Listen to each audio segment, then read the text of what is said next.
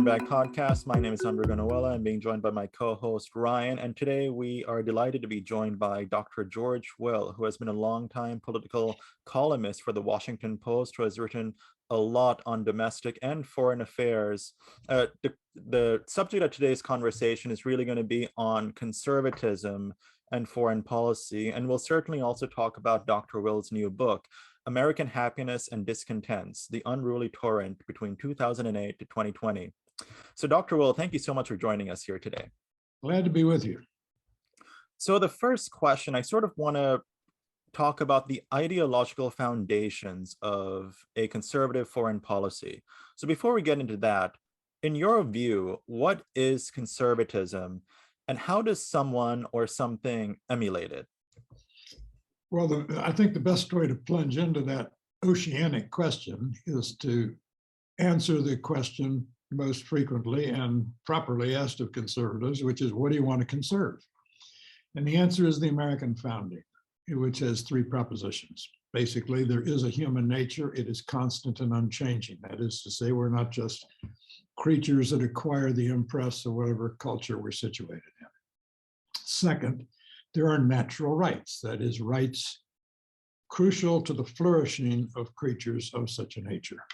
Third, there is an institutional architecture of government that's dictated by this, that first come rights, then comes government. Government exists in the language of the Declaration to secure our rights, not to give us our rights. And so we need a government capable of acting, but not capable of acting too swiftly and intemperately. We need a government strong enough to protect our rights, but not so strong that it threatens them. That's the basis of conservatism in the United States. Conservatism abroad and in Europe had different impulses and was more susceptible to blood and soil, throne and altar, hierarchical society defenses than the United States was.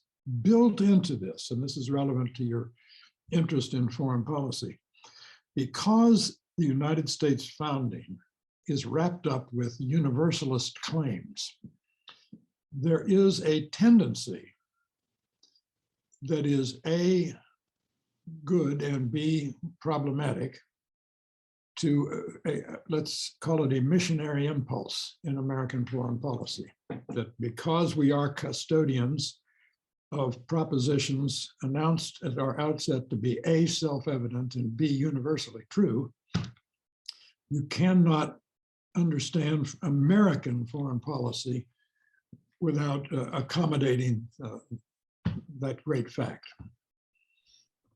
Certainly. So when we talk about conservatism, especially in the post-World War II era, I guess a lot of folks in our audience might view the conservatism that you sort of discuss a bit differently from the conservatism that we see today, the quote unquote conservatism. So I just want to touch on intellectual conservatism. What has its place been in the post-war era? Post-war conservatism, and there really wasn't an intellectual conservative movement prior to that of any significance. Post-war conservatism was heavily intellectual and bookish even. The first sort of great canonical text of the post-war conservative advance was Richard Weaver, University of Chicago professor's book titled Ideas Have Consequences, to which I would add, only ideas have large and lasting consequences. But that was followed by Bill Buckley's Up from Liberalism and God and Man at Yale, and Russell Kirk's The Conservative Mind, to the point that Pat Moynihan, a good New Deal liberal Democrat from New York, who was also one of my very best friends, said in the 1970s, something momentous has happened in the United States. The Republican Party has become the party of ideas. The Democratic Party was increasingly a party of a coalition of interests, and the Republican Party was, as I say, bookish. And in many ways, at one point, sort of organized around a journal with whopping 5,000 readers, but very influential readers, the Public Interest. Conservatism has, far from being inherently anti-intellectual, is intellectual, some would say, to a fault. Well, Dr. Will, there seems to be an incredible departure from this intellectual conservatism of late. And so I'm curious as to your... You've noticed that, have you? Yeah. And so the question is, how has it been lost, particularly when we look at the Trumpism or Trump-dominated Republican Party of today? You know, while President Trump is no longer in office, his ideas and those who follow Trumpism are still present, actively present within the Republican Party. And so how we've gotten to this place? Oscar Wilde famously said, the way to handle temptation is to succumb to it. And many conservatives, or so-called conservatives, or former conservatives, confronted with the populist temptation, succumb to it. And whatever conservatism is, populism isn't. Populism, the core of populism is that public passions are generally wise and in any case self-ratifying and self-legitimizing, that public passion should be translated as directly as possible into public policy. And to do this, you need a strong leader, unconstrained by the separation of powers. None of this Madisonian nonsense about filtering and refining public opinion through representative institutions. This means again, a departure from our governmental architecture, but also a kind of perpetual impatience and a susceptibility to not only a leader who will translate passions into policy, but a leader who will arouse passions. And Lord knows we've got one of those, had one recently in the 45th president. This makes for interesting, unstable politics, and we're in the midst of it now. If we kind of expound on this a bit more, you talk about translating passions into policy and that, you know, enabling good legislation and state making and all of the above. But when we look at the past, 4 years previously to this current administration, there was an immense amount of anti-elitism in the U.S. And that had, at least in our view, me and Andre, and in this podcast, we talk about how that impacts the foreign policy community because that community is made up of elites. And so what is, in your view, the impact of this anti-elitism, both during the Trump era, but are there any kind of long-lasting impact that has had and carried over into the current administration? Well, anti-elitism is a recipe for, at best, mediocrity. Grown-ups understand that the question is not whether elites shall rule, but which elites are going to rule. And therefore, the challenge of democracy is to get popular consent to worthy elites. That is the essential problem. To be anti-elite is to question the existence of or value of expertise. And inevitably, it has a large anti-intellectual component because one of the ways we distinguish elites is by their special knowledge. Not just credentials, although that's important, but academic credentials. You rather scandalously referred to me at the beginning as Dr. Will, but leaving aside that kind of academic credential, it presupposes that A, expertise exists, B, that it matters, C, that it should be brought into policy making and policy administration. And there are those with a prickly democratic sensitivities who say, well, there's something inherently undemocratic about this. To which the answer is, yes, that's true. This is not we are a majoritarian country. We're committed to regular elections and majority rule up to a point. And that point comes pretty fast in foreign policy.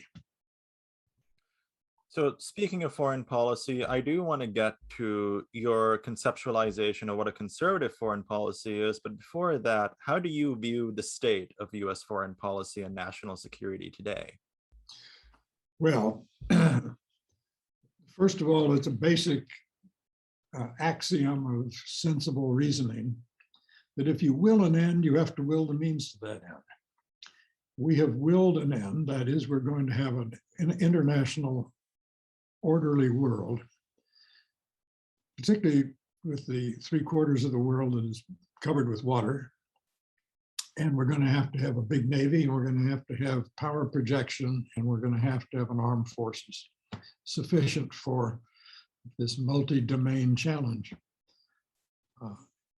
That means we are simply underfunding. We're not willing the means to that end. We are watching, to the surprise of no one, but to the alarm of all serious people, a pandemic of domestic spending, the institutionalizing of normal, routine trillion-dollar structural deficits in the budget, which inevitably are going to crowd out defense spending. The Biden administration picked an odd time to suggest in its first budget shrinking in real inflation-adjusted terms the defense budget at a moment when our principal adversary, an adversary unlike any other in American history, China, is being aggressive and backing up its aggression with an astonishing explosion of spending on military hardware and people. There's been some pushback from this, but not enough. So Americans we're not writing checks to back up the goals we're stipulating. So Dr. Wells, Andre foreshadowed, when we talk about a conservative foreign policy, what does that actually look like in practice? Of course, defense budgets play into this, but also force projection and how domestic sort of interests are then expounded abroad. And so what is your conceptualization of a conservative foreign policy? Well, conservatism, domestically and foreign, it's a seamless aspect of conservatism. Conservatism insists on flinty realism about the proper scope and actual competence of government. Conservatism says, be very wary of the phrase nation building, because that's almost as oxymoronic to a conservative as the phrase orchid building. Orchids are organic things. They grow slowly and after long evolution. So are nations. And the idea that we could do nation building in societies where the stony social soil is inimical to it is anti-conservative. The idea that we could, in Afghanistan, in the words of General McChrystal, bring in government in a box is preposterous, and again, not just unconservative, but anti-conservative.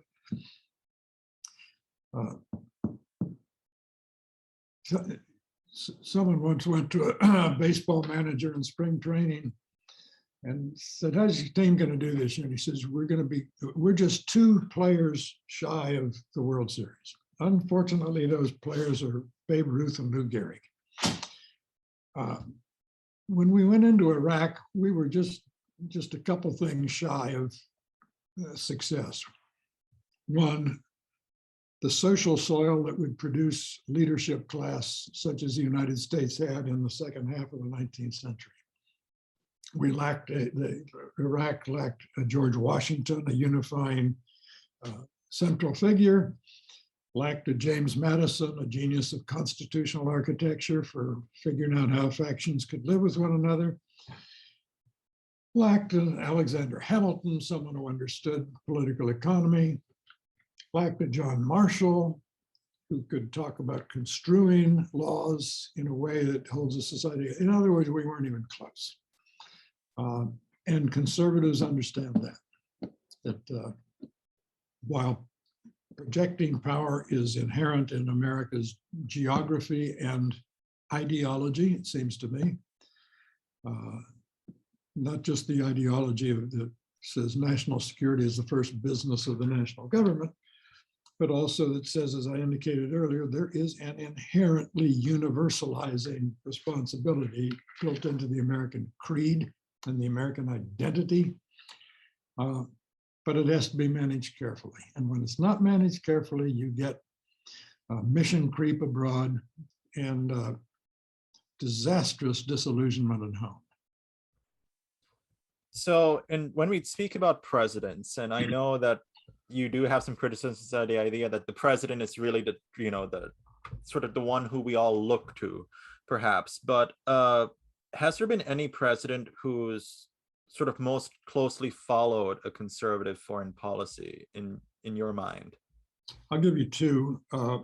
I think Eisenhower was quite good at this because he had been to war, a big war, and he'd shouldered responsibility, and he knew that force is a blunt instrument. I would like to have been in the room if someone ever used in Eisenhower's presence the idea of surgical strikes. War is not surgery. War is blunt instruments. But he shepherded the United States through a dangerous decade with minimal strife and maximum strength as we put in place the sinews of our deterrence. Second would be Ronald Reagan, who famously asked about how he saw the Cold War. He says, "We win, they lose." And that's indeed how it turned out. But it required a very complicated strategy of pumping up oil production around the world to drive down the strength of the Soviet Union's extraction industries, engaging in a kind of high-tech competition for which the Soviet Union, sclerotic that it was at that point, was singularly ill-equipped, maintaining pressure on the Soviet Union with a 600-ship Navy. He actually got to 597 ships, close enough for government work. Forward deployed Navy, applying constant pressure to the adversary. But without shots being fired, we won and they lost. So with regards to President Reagan, many folks think of you as a big Reaganite. But in I think the second half of the 1980s, you did publish some articles that were critical of President Reagan's foreign policy. I think for me, I was reading the 1988 article, Foreign Policy That Bewilders. So has your view on President Reagan's foreign policy changed, or can you sort of explain that to us a little bit?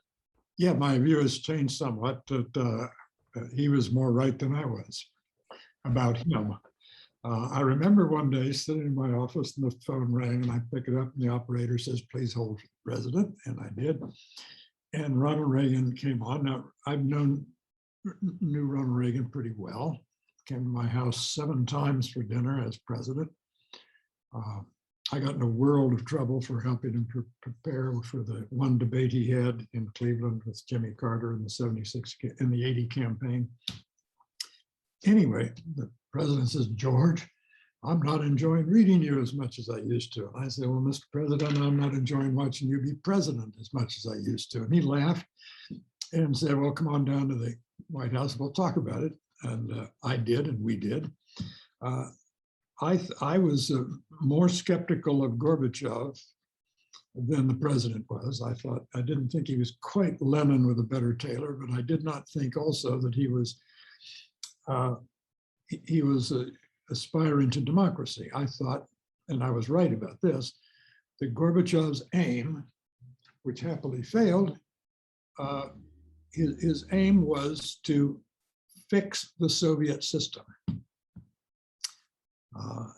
Perestroika and all that didn't work out. The system happily collapsed. But at that point, I thought Reagan was not as realistic as he should have been about Gorbachev. It turns out, as was often the case with Reagan, he was underestimated, in this case by me, which it didn't usually happen. Dr. Will, if we go back a bit, I want to kind of touch on defense spending, just because you talked about kind of some ideals of conservatism, and one of which I think within a conservatism substance is this idea of a balanced budget, but also ensuring collective security. And so with that, of course, we see the budget and spending and the debt ceiling coming to a head in DC at the moment. And so within the conservatives' foreign policy, where does defense spending, but also foreign aid fit in? Is it the kind of the idea of too much or never enough? Rarely enough in terms of defense spending. the U.S. geopolitical strategy has to revolve around the Navy, and the Navy is an expensive thing. I don't just mean the super carriers and the carrier groups, but submarines, attack submarines, and all the rest. The future of the Navy, the foreseeable future of our Navy, is largely in the hands of the submariners. And the attack submarines, let alone ballistic missile submarines, are very expensive. But as the old saying goes, not as expensive as a war. Admiral Mullen, when he was chief of naval operations, famously said that the principal national security threat to the United States is the United States budget, because inevitably, when popular domestic spending and popular entitlement programs explode in an aging society, and the entitlement state's primary purpose is to transfer wealth from the working young and middle aged to the retired elderly in the form of pensions and healthcare. When this spending explodes, and it is popular, and it is impossible to cut, it's impossible to rein in even, inevitably, there are enormous pressures to crowd out defense spending, which is not popular. People would much rather spend on schools and grandma's wheelchair and that sort of stuff. So you combine the fact, the centrality of the Navy in our security and the explosive growth being made worse daily of entitlement programs and domestic spending, you have a recipe for the slow motion unilateral disarmament of the United States. So now I do want to touch on liberal internationalism, namely in terms of how that sort of plays out in terms of U.S. national security. There are two presidents that come to mind with regards to this concept, George W. Bush with the wars in Afghanistan and Iraq, and then you've written quite a bit about Woodrow Wilson. Can you sort of discuss those two presidents, this idea of liberal internationalism, and perhaps what critiques you have of those two and that idea? Well, liberal internationalism is sometimes presents itself as armed humanitarianism. Before I turn to Woodrow Wilson, about whom I can discourse negatively for hours at a time, I would call attention to Barack Obama's intervention in Libya. We intervened in Libya, so far as I can tell, precisely because it had no discernible connection with our national security. It was untainted by practicality. It was, remember, responsibility to protect, R2P. It was altruistic. And it was, I think it's fair to say, on balance, disastrous. A particularly kind of feckless use of American power. But again, a use of American power that recommended it to liberal humanitarian interventionists precisely because it was untainted by considerations of hard, clear national interest. Woodrow Wilson, of course, went in November of 16, he's elected as the man who kept us out of the war, the man who said you can be too proud to fight. And in April of 17, we're off to war, thanks to Germany and unrestricted submarine warfare. And Woodrow Wilson swung 180 degrees. He said, okay, we're going to go to war. We're not just going to war, we're going to end war. We're going to make the world safe for democracy, war to end war, all that stuff, with a kind of extravagant agenda to remake Europe while we were at it, create things like Yugoslavia with blithe disregard of matters like ethnicity and religion and other messy considerations. There's a wonderful vignette of Woodrow Wilson and I think Clemenceau in Orlando from Italy at the Versailles Conference on their knees, hands and knees, poring over maps, redrawing nations.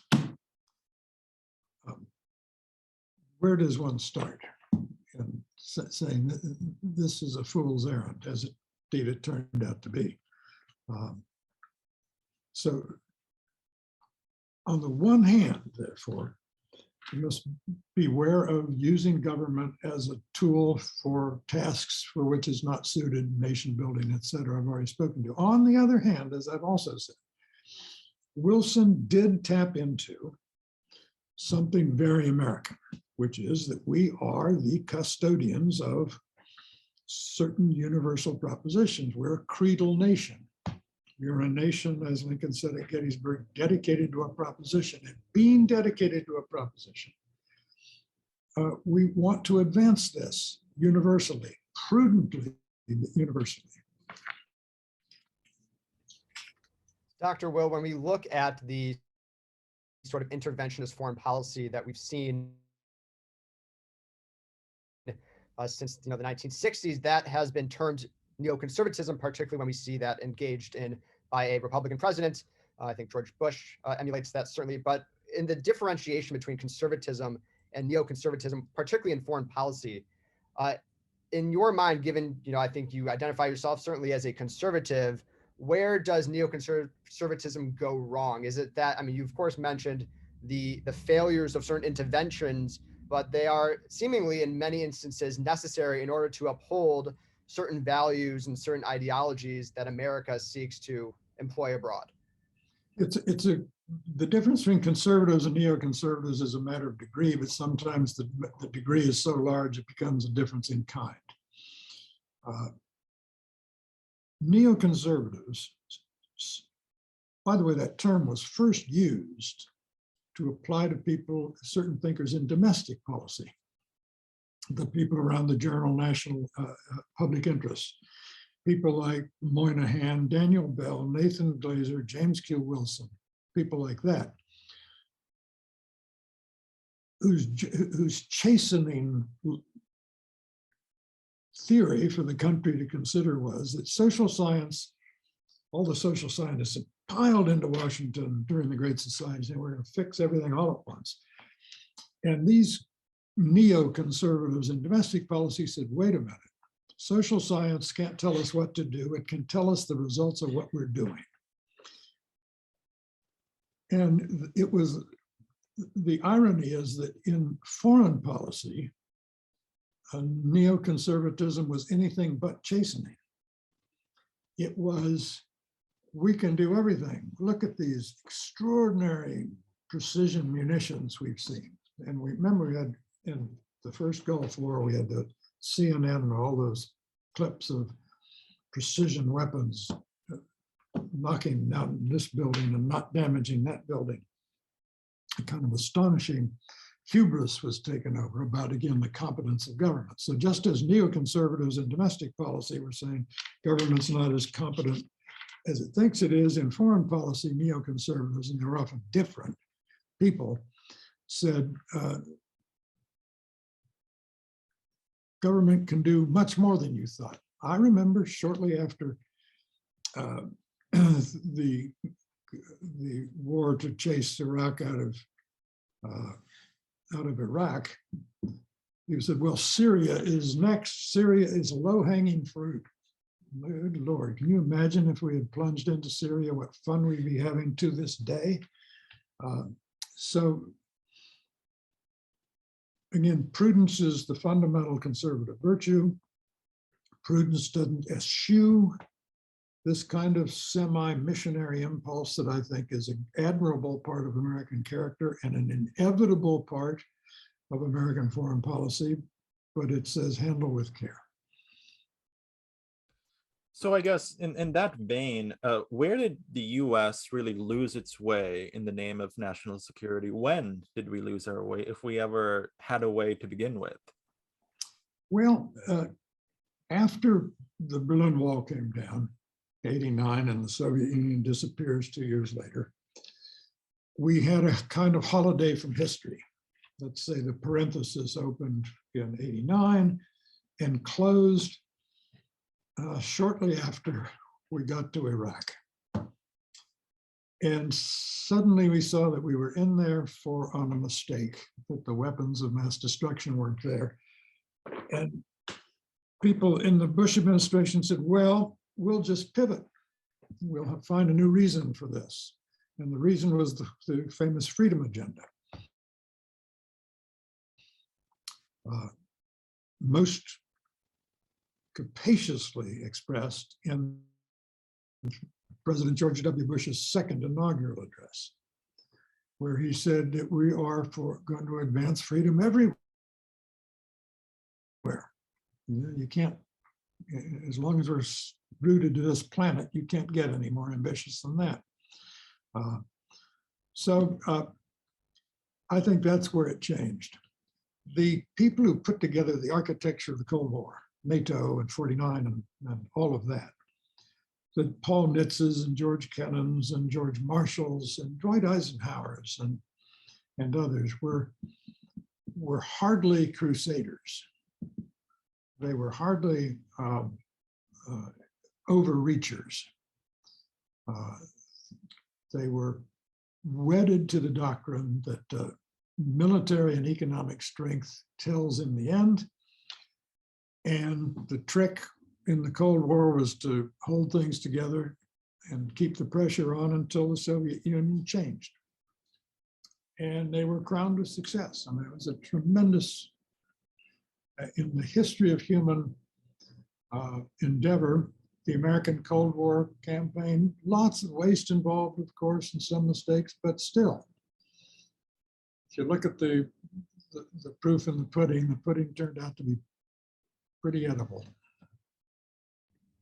It seems like up until 9/11, America was riding high, celebrating the quote unquote end of history, as some will see it, as many scholars saw it. But with 9/11, of course, we just remembered the 20th anniversary. We saw a lot of securitization in the post 9/11 area. America changed both at home and abroad, particularly when you look at legislation such as the Patriot Act, of course, our wars abroad. And so how do you see the post 9/11 era shaping American discourse at home as well as its actions abroad? Well, the fundamental fact about 9/11, I think, as it struck Americans was that those plane hijackers came from within the country. Now, I know 15 of them came from Saudi Arabia, but they were here when they got on those planes. And that made Americans look around and wonder how many more there might be. And all of this happened just about the time, I think it was June 2007, when this appeared, the smartphone. And the enormous importance of and the enormous potential for acquiring data. And so Americans, just at the time when they're getting used to these gadgets, said, oh my goodness, the government can scoop up all this data. Maybe it should, maybe it shouldn't, but we need rules. And we've been arguing about those rules ever since. So in the aftermath of 9/11, we saw the Afghan and Iraq wars. We also saw a significant consolidation, I guess, of executive authority with regards to certain national security powers. We also saw this, expansive executive authority take place under the Wilson administration, not to bring up Woodrow Wilson again. But how do you view this consolidation of the executive, and do you think it can be reversed? Well, Randolph Bourne, a progressive intellectual during World War I, shortly before he was killed by the influenza that was let loose by the war and spread by the war, Randolph Bourne said, war is the health of the state. James Madison had said, essentially war is the health of the executive, because it's in foreign policy that the strongest argument can be made for executive power, for the ability to act with dispatch in a way that Congress, a committee today of 535 members, probably can't. And dispatch became more important as distance was annihilated, time and distance were annihilated by ballistic missiles and all the rest. So there's been an inevitable centralization of power in the executive, more inevitable in foreign policy than in domestic policy, but these two things went together. The president became swollen in all its domains. The result being that Congress has, for a number of years now, been trying to figure out how, if at all, it can restrain war making and the use of force by presidents. The War Powers Act, of course, has been honored in the breach only. Authorizations of the use of military force have been drawn up. I mean, we're still essentially operating under one that's 20 years old against ISIS. It was used against ISIS. It didn't exist at the time that the original authorization for the use of military force was passed.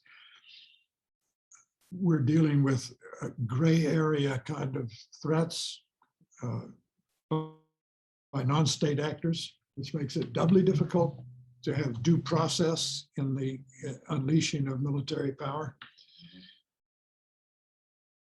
But I actually think that the United States, and particularly Congress, has behaved reasonably conscientiously in this new area, with again a gray area with few boundaries, but trying to figure out the rules, and I think has been conscientious. I think one area that I'd like to touch on would be the intelligence community and how we've sort of given away some of our freedoms in lieu of security. Of course, we can think to the NSA monitoring, the quote unquote surveillance state, but do the needs of security in some areas kind of, without a lack of a better term, trump the needs for our freedoms, particular freedoms when it comes to freedom of speech, but also freedom from the government infringing upon just our own kind of private information. Clearly, with the kind of, again, non-state actors, the kind of low threshold violence that can be visited upon us, the fact that 19 hijackers did as much damage to the United States economy as it did, I mean, a tremendously efficient use of force by Al-Qaeda, has clearly required us to rethink a lot of things. But Americans have been prickly in a healthy way about mass surveillance. All these wonderful computers out at the NSA that can scarf up a few billion phone calls and look for certain magic words make people nervous, and should. Congress has created, they created this actually in 1978, the Foreign Intelligence Surveillance Court. I actually have just written a column on an attempt to make the court's opinions public in a way that they're not, and to give people a right, a First Amendment right of speech and press to have access to these. So we're still litigating this. And I think Americans have been, not Americans generally, but the intense, committed, and interested minority of Americans who drive these kinds of discussions have been very reluctant to say security trumps everything. So looking to the present and the future of sort of broader US foreign policy, we now sort of see China as our main competitor. We see this return to great power competition, and some are referring to US-China relations as this new Cold War. And I'm not sure as to whether you agree or disagree with that conception, but you've written columns, at least I believe in March of this past year, referring to President Biden's foreign policy as Trumanesque, similar to Harry Truman's. But I do want to ask you, how has the president sort of managed US-China competition, and how can a conservative foreign policy enable the United States to outcompete China? Well, China is not only today's principal adversary, it's an adversary without precedence in the American experience. That is, it's an economically, China is an economic powerhouse. And China is deeply woven into the world's economy, the world's supply chains, and the US economy. This was not the case with the Soviet Union. I mean, think of a consumer product from the Soviet Union anyone wanted to buy besides caviar and vodka. They had extraction industries, and I suppose you could say vodka's extracting eggs from sturgeon, whatever. But basically, the Soviet Union was, as the derisive saying, had an upper volta with rockets. China's different. So what I meant when I said it was Truman-esque was the fact that Biden has spoken with Truman-like pungency, to put it mildly, about Xi, called him a thug, not a democratic bone in his body, he has said, just as Truman talked to Molotov when Molotov came into the Oval Office and Truman unloaded on him for the Soviet Union not keeping its agreements, Yalta and all the rest, with regard to Poland. So Truman-esque in the sense of the manner and tone of Truman's leadership, but Truman-esque also in the sense that Truman said, we need help, we need alliances. Just recently, the AUKUS, so-called Australia, United Kingdom, and United States security agreement, whereby Australia says, oops, we're not going to buy those $60 billion worth of diesel subs from the French. We're going to buy nuclear power subs from the United States, or going to be built using U.S. nuclear technology that we had never shared before, except in 1958 with the British. So if Truman-esque in the second sense, that requires an architecture of security, and I think the president has been good at that. The Quad, that is Japan, Australia, the United States, and India. That's a remarkable lot of large populations and large economic forces to begin to put in place. I know we're not supposed to use the word, but it fits. This is about the containment of China. And when Australia says diesel subs won't do, we need nuclear power submarines, that's because they intend to go long distances toward China and stay on station stealthily. Now, when the Australia, UK, US agreement was unveiled, and a White House official said, and it's amazing that he managed to say this with a straight face, he says, this is not directed against any countries. Preposterous, of course it's directed against China. I suppose speaking nonsense is part of diplomacy, but we don't have to call it anything other than nonsense. Absolutely, we can leave that there. I want to begin to round out today's conversation by talking about your recent book, American Happiness and Discontents. Dr. Will, what motivated you to collect nearly 200 columns and make it into a great collection that is this wonderful book that Andre and I had the pleasure of reading? And who is your audience? Who do you hope will pick your book up and read? Well, people who like the way I write to begin with, but people who want to say, look, this is an era from the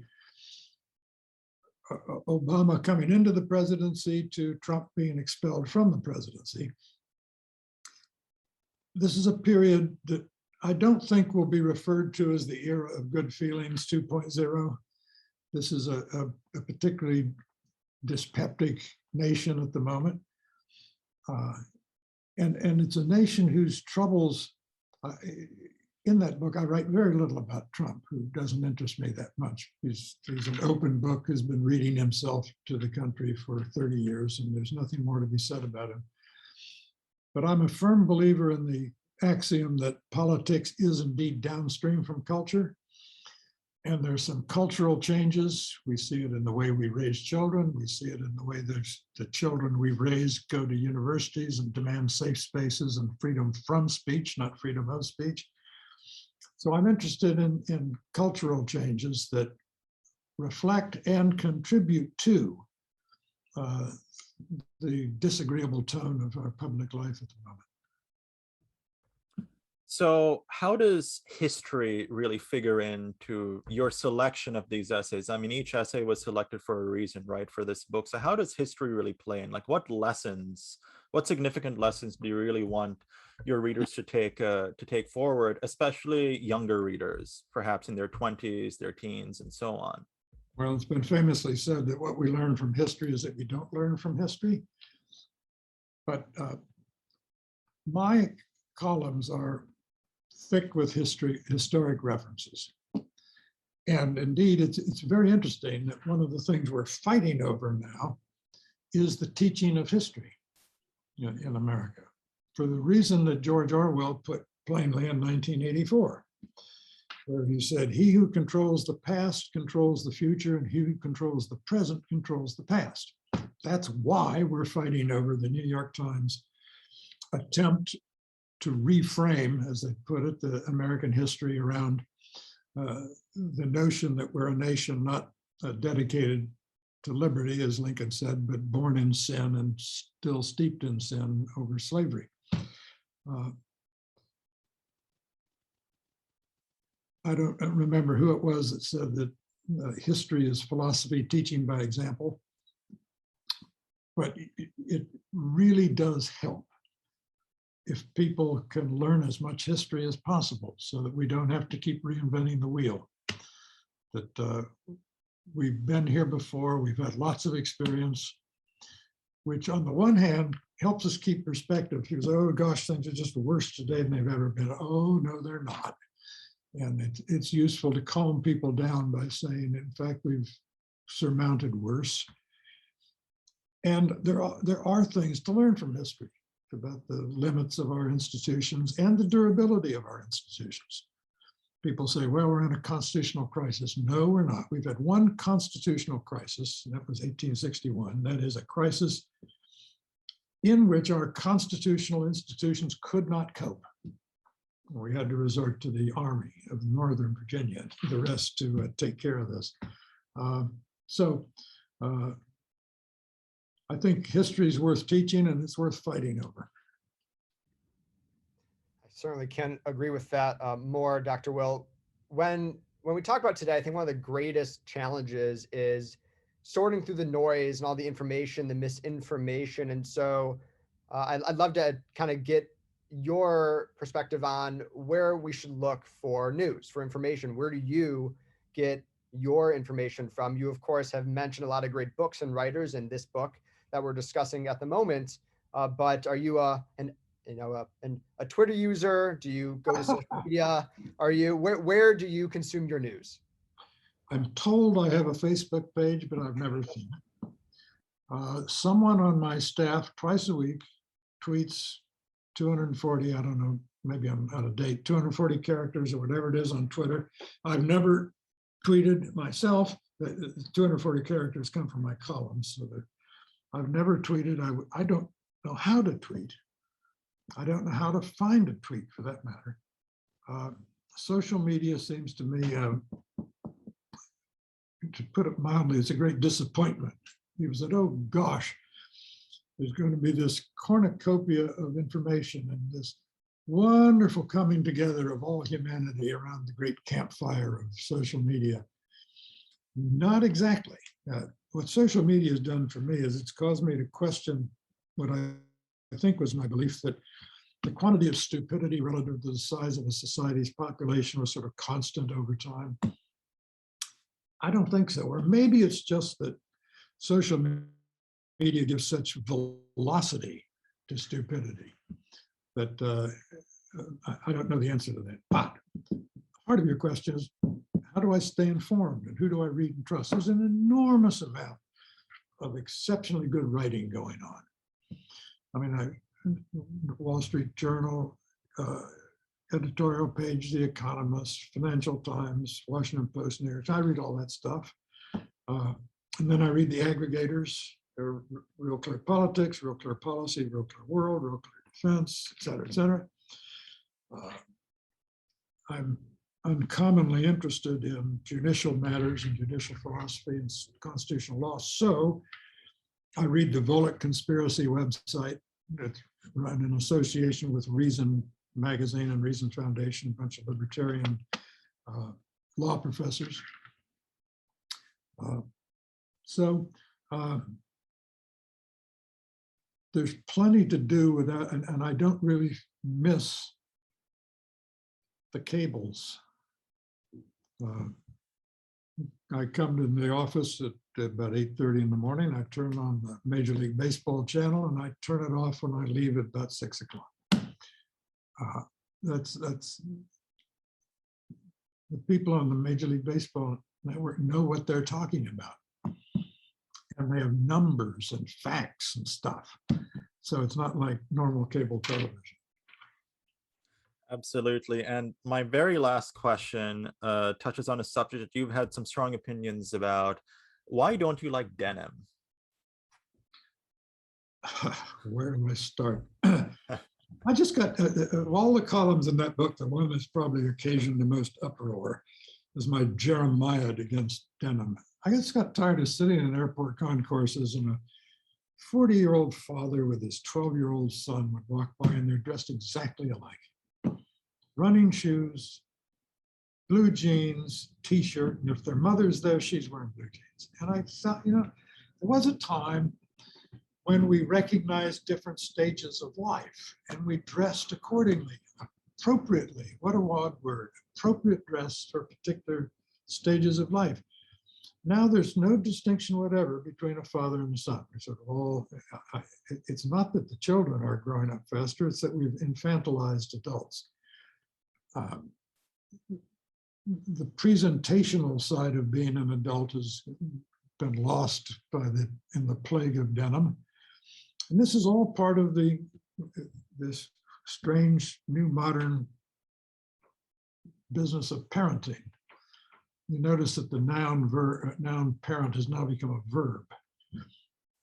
And this has given rise to something called parental determinism, the belief that if you parent with sufficient skill, you can produce awesome children. Everyone can. And we'll be like Lake Wobegon, where all the children are above average. And the trouble is, what we produced are risk-averse, bubble-wrapped, fragile, brittle children who, again, when they get to college, head straight for a safe space, which is an unfortunate thing. But I have a denim theory of history, I guess. I blame everything on denim at this point. Well, I'm certainly going to go through my closet this afternoon and pick away all the denim. Dr. Will, we're going to leave it there. Thank you very much for a fascinating conversation across a variety of topics. I cannot suggest your book more to our audience. It will be linked in the episode description. Once again, sir, thank you very much for joining us. I've enjoyed this very much. Thank you.